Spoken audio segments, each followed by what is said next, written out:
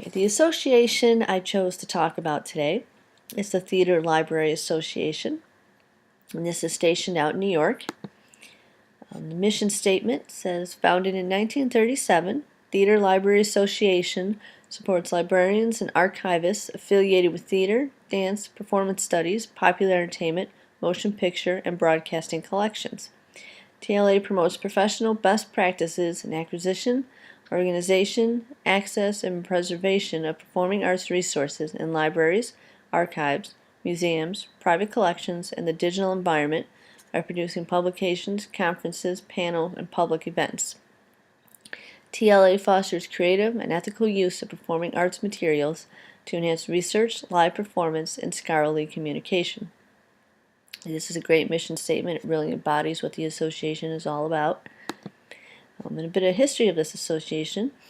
Back in 1937, it started to become clear that they needed to document theater. Document it as an art form, and as a factor in community's social and educational life. So on June 23rd, 1937, there was a meeting that became known as the Theater Library Roundtable to discuss it. And actually in the handout, I included a link to the original transcript from that meeting for you guys to take a look at. And later that day, they launched it. And they made George Friedley the first president of the association. And then a year later, in 1938, it officially became an affiliate of the ALA. Just 1 year it took. And I included some pictures below of 3 people who were involved in this meeting. And the picture in the middle, that is George Friedley. This association offers awards and scholarships. There's book awards, and the main criteria they have for that is the book must be English language. So each year they give out these awards. The first book award is the Friedley Award, named after the first president, George Friedley. And that goes to a book or works that have a subject that's related to live performance. And then you have the Wall Award, named after Richard Wall. And that one goes to works with exceptional scholarship in recorded or broadcasting performance. Then you have the Professional Award. And that's the Louis Rothschild Distinguished Service in Performing Arts Librarianship Award. And Louis Rothschild was a big part of the LTA, did a lot of great work, so they created this award in his honor.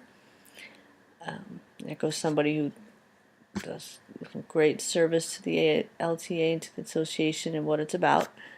And then the scholarship is the Brooks McNamara Performing Arts Librarian Scholarship, and Brooks McNamara was another big part of the LTA, did a lot of great work, so they created this in her honor.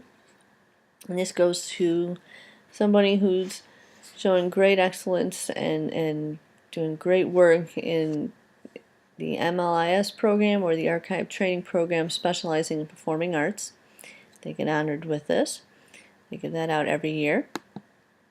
The association has publications for you to enjoy. There's the Performing Arts Resources, or PAR. PAR covers resources in popular entertainment, radio, theater, film, and television. If you're a member, you automatically get the new volume. And then all the old volumes are available to be purchased by the members or even a non-member. You don't have to be a member to enjoy these publications. And then there's a newsletter. It's called the Broadside Newsletter. It was started in 1940, and then in 2006 it went online, and it's now officially an online publication. They're working to digitize all of them now. Prior to 2006, they're getting there. I think they've gotten it down to 1970, I believe.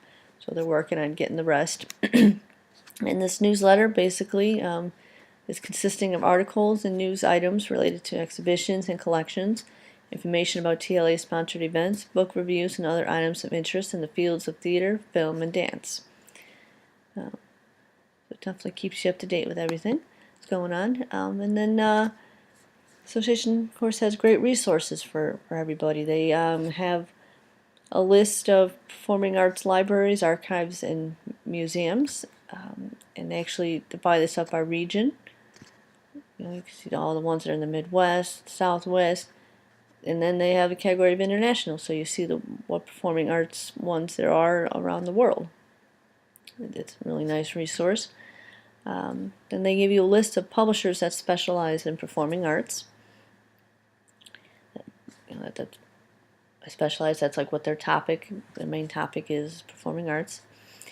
So if you were looking specifically for somebody, they give you a whole list. And then they have great career resources. They have links straight to sites to help you job search. And then they have links for different associations you can look at and see if there's potential job openings. So they do some great work with helping you find jobs. If you want to get involved, there's many ways. The simplest is just to donate, and the money goes towards any events that they have, and it goes towards being able to produce those publications and newsletters. You can volunteer. They have tons of communities. Tons of committees that you can volunteer for. You can develop a resource for their website. You can join or start your own American Theater Archive team, or ATAP as they call it, and that's basically a team that you discover that you have a lot of materials that you feel should be preserved, a specific collection. You can start a team to get that going, or you can find a team to join if you really want to be a part of that. You can simply nominate a book for an award. I don't even think you have to be a member to do that. You can nominate it. And then you can contribute an article for the website. You come across an article, you can say, hey, I think this would be of value to put on here for your members, and they'll put it up. You can create a proposal for PAR, for the PAR, if you have a proposal for it. So there's tons and tons of ways to get involved. And then if you want to be a member, some information on that for you. There's different categories of it. There's the personal membership. It's just an individual membership, and that costs about $50. And it's like a 1-year membership. You kind of have to renew it every year. They have a students or a non-salaried membership, and that's discounted. I believe it's $25. There's the institutional, which would be for like your library or your school, and that's $75. And then there's the special 75th anniversary, which is $75. Then there's your sustaining, which is $150, which means you're enjoying membership and you're going to want to be with it long term. So then it sort of combines 2 years into one. Some privileges of having a membership: your performing arts resources right there. You get the newsletters and the publications and job resources. I mean, it's just all kinds of resources there.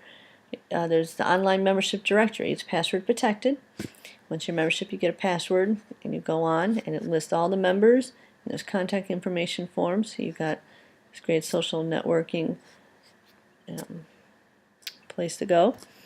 And then there's special member rates for events and conferences. So right there, you get all kinds of great information at conferences and things, and you can go at discounted prices. And you get the voting privileges. As I said before, you can nominate a book without being a member, but in order to actually vote on which book or material gets the award, you have to be a member. So if you want to do that, you become a member. And then why I would join? Well, I would join because theater is very near and dear to my heart. I've done theater since high school. My first go around in college. In undergraduate school, I got a major in theater, minor in film, so I always have a love for theater. And to see if there's an association for it is fantastic. And then, so, right there. And then, who doesn't like a good discount, right? You get discounts to conferences. Talk about all great information you can come up with at conferences and people you can meet, and you can even have fun. So if you can do that at half the price or 20% off, there you go. And then to that, there's great networking opportunities. You get on that membership directory, and you can contact some people, make connections that can get you in the door at different places that you might be interested in, and it's a great way to launch your career, get your career going, or advance your career. So I'm definitely considering joining this. I think it sounds like a great association. They do great work. It's like it'd be a great association to be part of. So I encourage you to check out their website and see more about what they're about. Yeah, that's about it. So yeah, check out my handout, check out their website, and hope you enjoyed my presentation. Thank you.